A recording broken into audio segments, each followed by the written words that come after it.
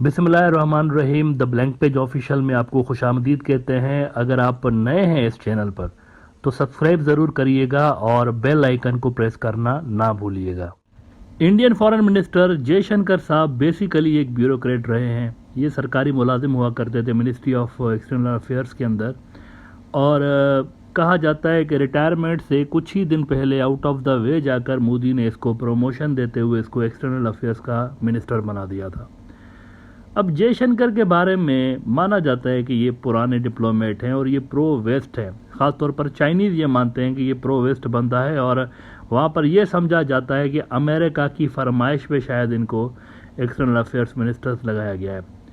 लेकिन जो भी हो, इन दिनों इंडिया के अंदर जयशंकर डॉक्ट्राइन के चर्चे हैं। वहाँ के जो डिप्लोमेटिक सर्कल्स हैं उसके अंदर जयशंकर डॉक्ट्राइन के बारे में बात की जा रही है। जयशंकर डॉक्ट्राइन क्या है, इसके बारे में द इकोनॉमिक टाइम्स की मैं आपको ज़रा 2-3 हेडलाइंस दिखाना चाहूँगा। आपको समझ में आ जाएगा कि असल में जयशंकर डॉक्ट्राइन क्या भला है। वो जैसे पिछले दिनों पाकिस्तान के अंदर भी बाजवा डॉक्ट्राइन का बड़ा चर्चा था ना, बाजवा डॉक्ट्राइन, जो कि बेसिकली कोई डॉक्ट्राइन नहीं थी। Bajwa doctrine is not a doctrine. मतलब इसकी अगर आप गौर से देखेंगे ना तो सालों से लेकर ये जब से स्टार्ट हुई थी तो इसकी शक्ल तब्दील होती रही है। ये कोई परमानेंट लेवल की कोई डॉक्ट्राइन नहीं थी। लेकिन इसी तरह से इंडिया में भी जयशंकर डॉक्ट्राइन के चर्चे हैं आजकल। अब जयशंकर डॉक्ट्राइन क्या है, बाजवा डॉक्ट्राइन पे कभी मैं बात करूंगा बाद में। आज बात करते हैं जी जयशंकर डॉक्ट्राइन पे। एक वैसे डोवाल डॉक्ट्राइन भी थी, आपको पता है, इंडिया के अंदर अजीत डोवाल डॉक्ट्राइन भी थी।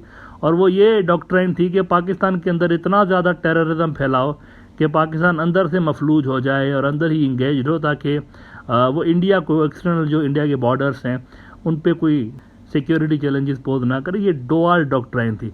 अच्छा, डोवाल से वैसे बहुत सारे इंडियंस मुतासर हैं। वो समझ लो कहते हैं इसको ये इंडियन जेम्स बॉन्ड है, और ये पाकिस्तान के अंदर रह के आए। ये जो ग्राउंड पे जाकर और इस तरह भेस बदल के बहरूपिया बन के गली मोहल्ले में जो एजेंट्स फिरते रहते हैं, ये छोटे लेवल के एजेंट्स होते हैं, आपको पता है, क्योंकि बड़ी तोप किस्म की चीज़ नहीं होती इंटेलिजेंस एजेंसीज के अंदर, जो कि अंदर घुस के और दुश्मन मुल्क के अंदर जासूसी करते हैं। ये छोटे लेवल के होते हैं। ये रिपोर्टर्स होते हैं ना, जैसे टीवी के अंदर किसी टीवी चैनल में जैसे रिपोर्टर्स होते हैं ना, ये रिपोर्टर्स होते हैं।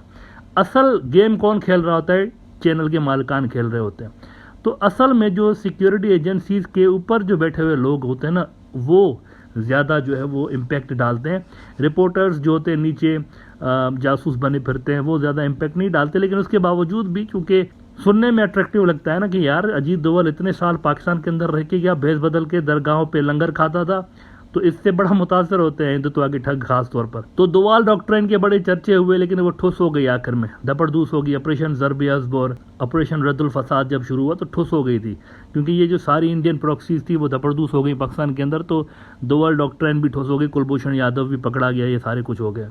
अब डोवाल डॉक्ट्राइन की जगह ले ली है आजकल इंडियन जो सर्किल्स हैं, इंटेलेक्चुअल सर्किल्स, उनके अंदर जयशंकर डॉक्ट्राइन। अब सुनने में देखें कितना खतरनाक है जयशंकर डॉक्ट्राइन।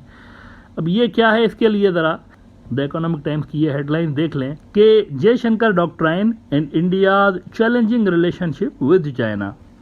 और इसमें जयशंकर डॉक्ट्राइन के हवाले से वो कह रहे हैं कि this perception by external affairs minister S Jaishankar is loosely being termed as the Jaishankar doctrine by foreign affair experts as some tough message have been sent across to China by India in the recent past। वो कह रहे हैं ये जो सख्ती से पेश आ रहे हैं ना, मतलब डिप्लोमेटिक लेवल पर सख्त जो जवाब दे रहे हैं ना इंडिया को, ये जयशंकर डॉक्ट्राइन है असल में।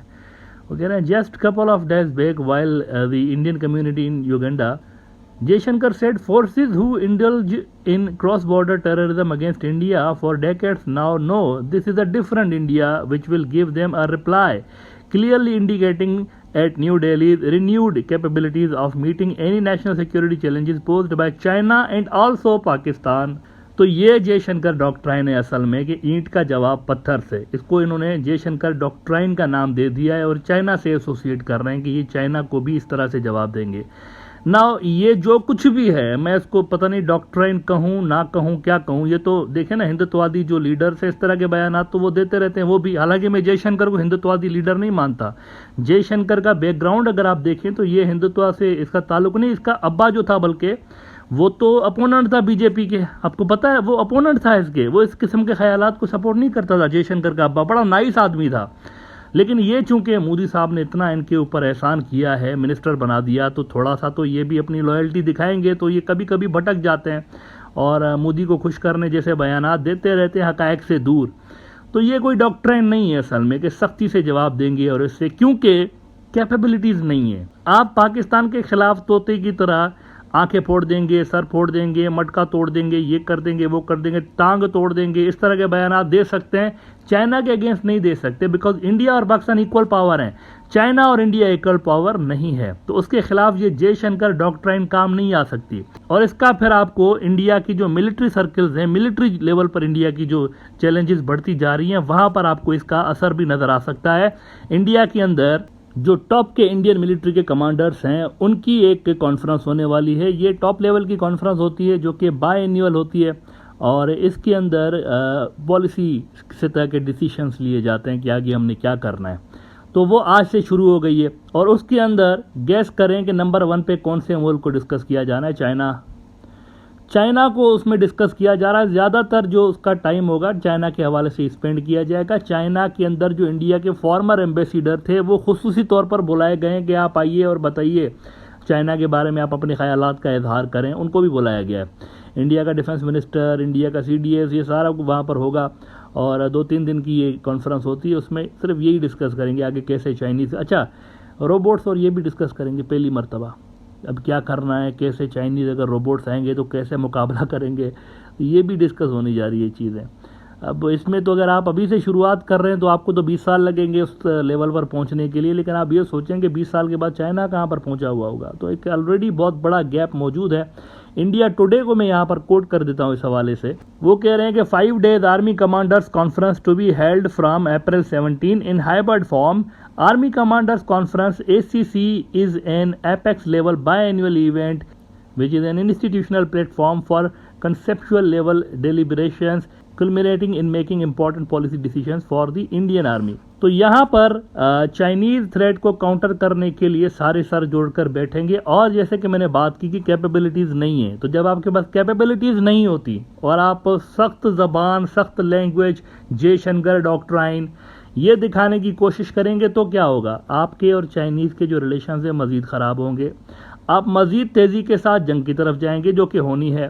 क्योंकि आपको पता है इन्होंने जो अभी चाइना की डिजिटल मैप्स के हवाले से जो सरकारी एजेंसी है स्काई मैप, इन्होंने जनाब पहले से ही जो नक्शे जारी किए हुए हैं चाइना के नक्शे, उनके अंदर अरुणाचल प्रदेश ऑलरेडी इंक्लूडेड है चाइना के मैप के अंदर। इंडिया में नहीं है, चाइना के मैप के अंदर। यानी ये उनका सॉवरेनिटी का मसला है।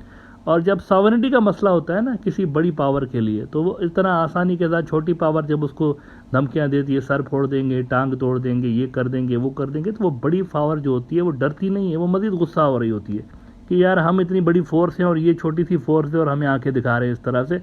तो जयशंकर डॉक्ट्राइन काउंटर प्रोडक्टिव होगी। ये इंडिया को मज़ीद चाइना के साथ जंग की तरफ धकेल रही होगी और इसमें कोई सोल्यूशन नहीं है। ये मज़ीद प्रॉब्लम्स इंडिया की बढ़ाएगी। डिप्लोमेट्स जो होते हैं ना, वो जोड़ने की बात करते हैं, टेबल टॉक्स की बात करते हैं, मुज़ाकरात के ज़रिए मसला हल करने की बात करते हैं। डिप्लोमेट का काम लड़ना नहीं होता जी, ये बात नोट करिएगा। लड़ना काम फौज का होता है।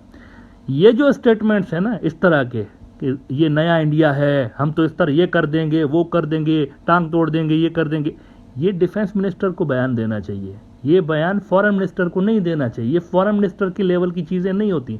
अगर फॉरेन मिनिस्टर ने ये बयान देना है तो डिफेंस मिनिस्टर को क्यों रखा हुआ है आपने? यही बयान डिफेंस मिनिस्टर से दिलवाना चाहिए था। अगर आपने मैसेज ही कन्वे करना था तो इसका मतलब है जयशंकर फेल हो गया है, बेसिकली फेल हो गया है ना, डिप्लोमेसी फेल हो गई। तभी तो आप इस तरह सनी देओल बनकर और आंखें दिखा रहे हैं ना।